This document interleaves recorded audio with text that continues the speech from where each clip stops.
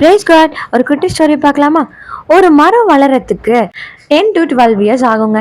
ஆனா இதை தெரியாத சில மனுஷங்க அது எப்படி வளருது அப்படின்னு ஒரு செகண்ட் கூட நினைக்காம அதை வெட்டி தூக்கி போட்டுடுறாங்க. அதே போலதான் சில மனுஷங்களுடைய வாய் பேச்சும். நீதிமொழிகள் 12:17 22 வசனம் வரையும் ராஜாவாகிய சாலமோன் இப்படியாக சொல்றாருங்க. சத்திய வாசகன் நீதியை வெளிப்படுத்துவான், பொய் சாட்சிக்காரனோ வஞ்சகத்தை வெளிப்படுத்துவான்.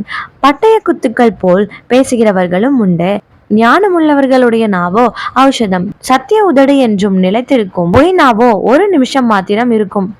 தீங்கை பிணைக்கிறவர்களின் இருதயத்தில் இருக்கிறது கவடம், சமாதானம் பண்ணுகிற ஆலோசனைக்காரருக்கு உள்ளது சந்தோஷம். நீதிமானுக்கு ஒரு கேடும் வராது, துன்மார்க்கரோ தீமையினால் நிறையப்படுவார்கள். பொய் உதடுகள் கர்த்தருக்கு அருவருப்பானவைகள், உண்மையாய் நடக்கிறவர்களோ அவருக்கு பிரியம்.